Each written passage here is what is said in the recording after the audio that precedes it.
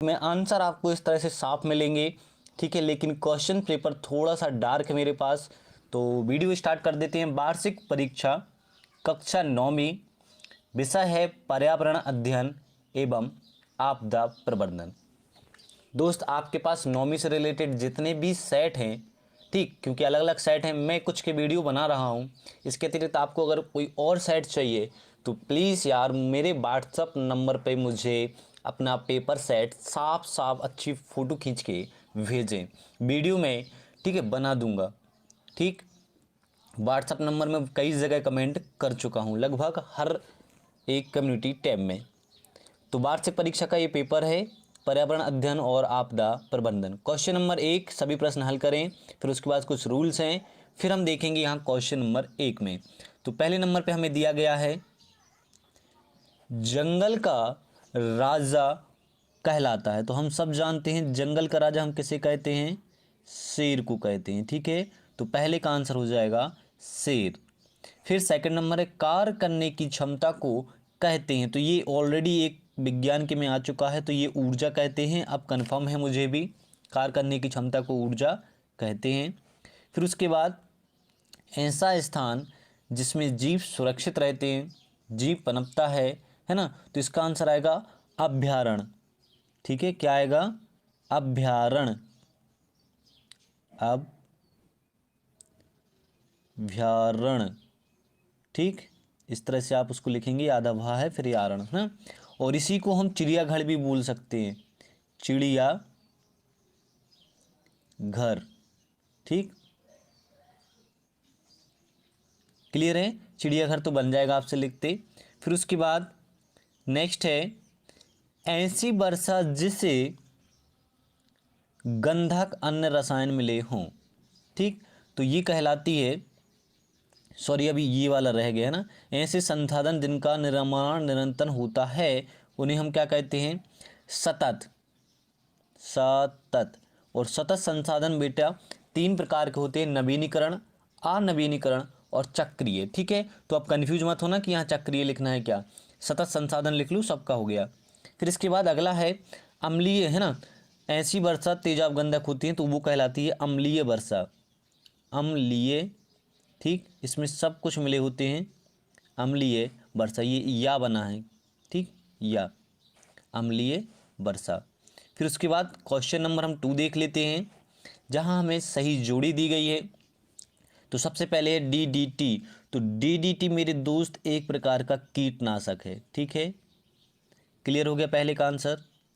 Second है कोयला, कोयला एक प्रकार से जीवाश्म ईंधन है, ठीक है। क्लियर, 2 हो गए। इसके बाद तीसरा है जैविक घटक। तो जैविक घटक क्या हो जाएंगे, जैविक घटक हो जाएंगे हमारे पेड़ पौधे जीव जंतु, ठीक।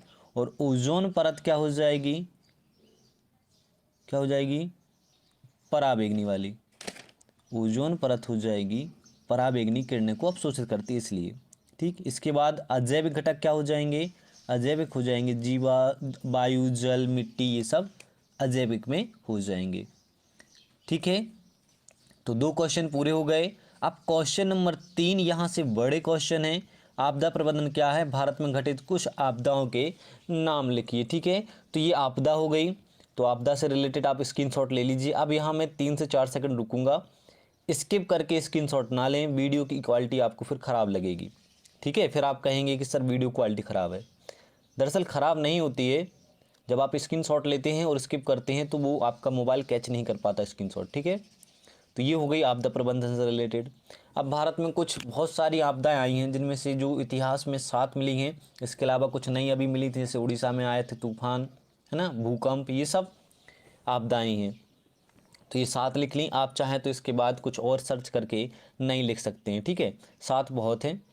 इसके बाद क्वेश्चन नंबर 2 है भस्मीकरण विधि को सचित्र समझाइए और उनके लाभ भी लिखिए।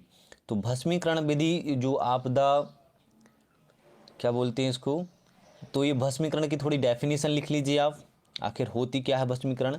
इसको अपशिष्ट प्रबंधन भी कहते हैं, ठीक है। जो खराब पदार्थ हैं उनको वापस से सही करके यूज़ करना। तो इसके लिए बहुत सारी विधियां हैं। पहली तो है निपटान पद्धति विधि, ठीक है जी। अब इसको लिख सकते हैं आप, ये उसी के आगे का ही है और ये उसका पिक्चर है। इसके लिए क्या करते हैं, एक जगह कूड़ा इकट्ठा कर देते हैं अपन, है ना, चाहे गाड़ियों से छोड़ो चाहे ट्रकों से छोड़ो, एक कूड़े का ढेर आउटर जगह पे लगाया जाता है। ये उसी की इमेज है। इस तरह से उसको फिर इधर उधर खिसका के सेट कर लेते हैं। ये है हमारी भस्मीकीकरण विधि, ठीक है, और इसको हमें लिखना है। जी हाँ, वो तो हम एग्जाम्पल दे रहे हैं कि इस तरह की बहुत सारी विधियाँ हैं, आप इसको लिख सकते हैं। ठीक, पूरी डिटेल मत लिखिए, ये लिखिए भस्मीकरण विधि जो हमसे बोला गया है। तो ये उसी की है भस्मीकरण की। जी हाँ, आप इसको मत लिखिए, ये पिक्चर मत बनाइए, आप यहाँ से लिख लीजिए। ठीक है, वो डेफिनेशन लिखने के बाद ये आ जाइए आप, ये उसका पिक्चर है भस्मीकरण विधि की। अब मेरे दोस्त इसके लाभ बताने थे, तो यार मैं लाभ नहीं दे पाया हूँ। ये नेक्स्ट विधि है। ठीक, मैं क्वेश्चन को सही से नहीं समझा, अब भी समझ पाया जल्दबाजी में। ये भस्मीकरण की जो और हैं ना, आपदा प्रबंधन से रिलेटेड ये और वीडियो है, वो विधियाँ हैं, इनको आप छोड़ दीजिए। नेक्स्ट क्वेश्चन कर लीजिए। हाँ, भस्मीकरण विधि के जो लाभ हैं वो आप थोड़े से कहीं से सर्च कर लीजिए, 2-3 लाभ, ठीक है, या अपने मन से बना दीजिए। फिर है नेक्स्ट है जैविकीय निम्नीकरण और अजैविकीय निम्नीकरण अपशिष्ट पदार्थों में अंतर। दोस्त मैं क्वेश्चन नंबर 4 को ठीक से समझ नहीं पाया कि इसमें सभी विधियों के नाम लिखने हैं। फिर बाद में भस्मीकरण अब भी मैंने देखा जब वीडियो बनाने लगा, इसलिए लाभ आप कहीं और से लिख लीजिए और भस्मीकरण विधि बस लिखिए। 5वें का आंसर मैं आपको दिखा देता हूँ। तो अंतर ये रहा, ठीक है, इसमें 1 2 3 अंतर आपको दिख रहे हैं। चौथा उदाहरणों से बन जाएगा, तो 4 अंतर हो गए। ठीक, 8 अंक मिल जाएंगे आपको। और एक अंक जो बचा